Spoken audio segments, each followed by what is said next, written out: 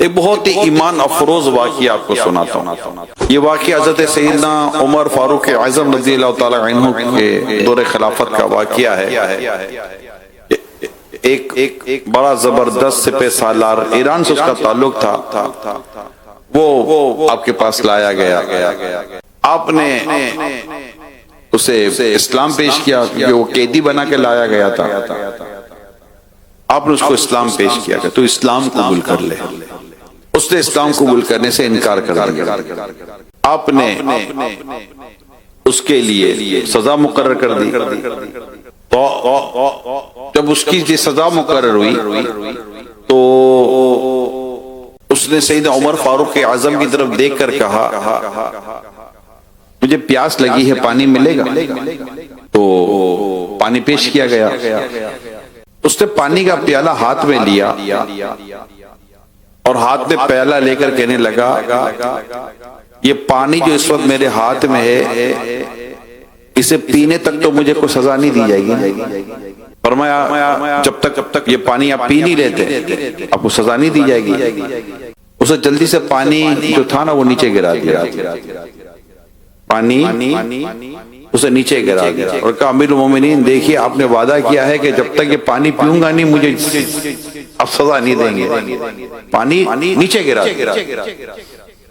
سید عمر فاروق اعظم رضی اللہ تعالی عنہ جنہوں نے زبان کر دی تھی، وعدہ کر دیا، فرمایا اس کی سزا روک دو، اور فرمایا میں تمہارے معاملے میں غور و فکر کرتا ہوں۔ پھر دیکھتے دیکھتے کیا ہوا کہ اس سے بلند آواز سے کلمہ پڑھا اور مسلمان ہوا۔ سید عمر فاروق اعظم رضی اللہ تعالی عنہ نے اس سے کہا، بڑی سننے کی بات ہے، ایمان افروز یہ عبارت بیان کر رہا ہوں، کہا کہ جب میں نے تمہیں کہا کہ اسلام لے آؤ تو تم اسلام نہیں لائے، اور اب تم اسلام لے آئے تو تم اب اسلام کیوں لائے، اور میرے پہلے کہنے پہ اسلام کیوں نہیں لائے تھے؟ بڑی سمجھ کی بات۔ اس نے کہا کہ اگر آپ کے پہلے کہنے پر میں اسلام لے آتا تو ڈر تھا کہ مجھے کہا جاتا کہ تو نے جان بچانے کے لیے اور سزا کے خوف سے تو ایمان لے کر آیا ہے۔ اب جب کہ میری جان کا خوف نہ رہا، سزا کا خوف نہ رہا، اب میں صرف اپنے رب، اب میں صرف اسلام کی محبت میں ہی اسلام قبول کیا ہے۔ یہ کمال کی بات ہے۔ سید عمر فاروق اعظم فرماتے اہل فارس کی عقلیں پہاڑوں جیسی ہوتی ہیں۔ اس نے کتنی عقل کی بات۔ خیر وہ اسلام قبول انہوں نے کر لیا اور وہ دائرہ اسلام میں داخل ہو گئے، مسلمان ہو گئے۔ تو یہ اس میں جہاں ان کے اسلام قبول کرنے کا یہ واقعہ ہے، وہاں جو بات ایک اور سمجھانی تھی وہ ہے کہ مسلمان اپنی زبان کا پکا ہوتا ہے۔ سید عمر فاروق اعظم رضی اللہ تعالیٰ نے زبان کر دی جب تک یہ پانی نہیں پیے گا تب تک سزا نہیں ملے گی۔ پانی پیا ہی نہیں اس نے، سزا بھی رک گئی۔ یہ اسلام کا حسن ہے، اور ایک تعداد ملے گی آپ کو جو اسلام کا یہ حسن دیکھ کر مسلمان ہوگا، یعنی اسلام کی خوبی، اسلام دیانت، امانت، وعدے کی پاسداری، وعدہ پورا کرنا، کمٹمنٹ جس کو کہتے ہیں نا، یہ نقصان نہ پہنچانا، یہ اسلام کی خوبی۔ میں ایک واقعہ پڑھ رہا تھا، چلیں وہ واقعہ آپ کے ساتھ شیئر کرتا ہوں۔ کچھ دوست جو تھے نا وہ ہوٹل میں رکے تھے، ہوٹل میں انہوں نے قیام کیا اور ہوٹل میں رکنے کے بعد ان کا چیک آؤٹ ہوا، یعنی ہوٹل چھوڑ کے ان کو آگے جانا تھا، پکنک کے لیے چلے تھے، یوں سمجھیے آپ۔ ہوٹل پہ انہوں نے کاؤنٹر پہ جا کے چیک آؤٹ کیا اور ساری پیمنٹ وغیرہ جو کرنی تھی کر وہ گاڑی میں بیٹھ گئے۔ ان کے پاس اپنی ٹرانسپورٹ تھی، ایک دوست کمرے میں تھا، وہ تھوڑی دیر کے بعد سامان لے کر آیا اور گاڑی میں بیٹھ کر چل دیا۔ تو 1.5-2 گھنٹے کا فاصلہ بھی انہوں نے طے کیا ہوگا۔